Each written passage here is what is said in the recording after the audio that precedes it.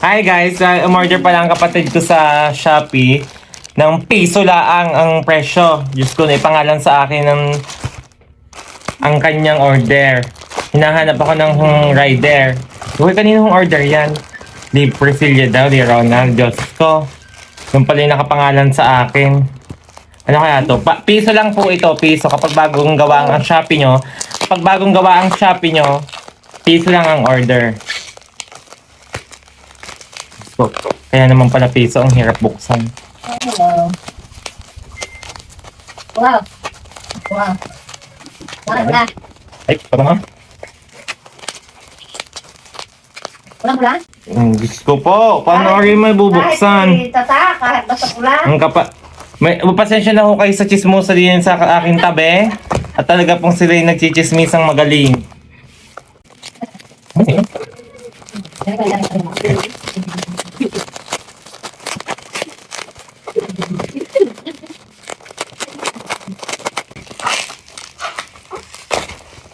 Parang nga naman ang seller na rin, ha? Para piso eh. Pagod pa lang gana rin. Loging para sa piso, loging-logi sa packing tape. Ang ganda din yun. Pailaw yun ang buot mo. Ano na? Ano mo nga?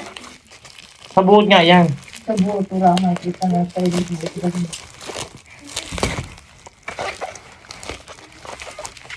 Ako ni! Ako ni may tugtog!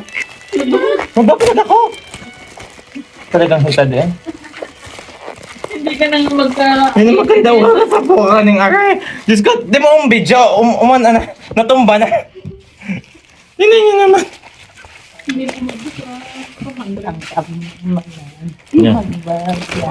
Dinit. Ayaw sa kanila.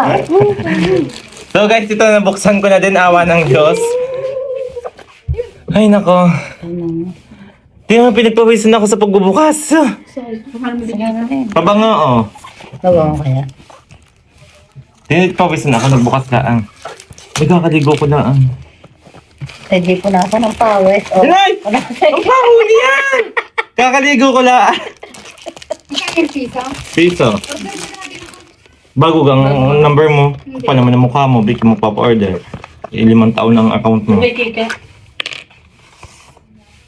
Uy, ako din. Ang bango. Yung kay So kika. guys, ito siya. Ano? Uy, oo. Baya ka niya sa kika. Ay,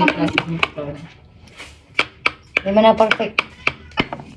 Pero ibang poison ko. Guys, ito piso lang siya, piso.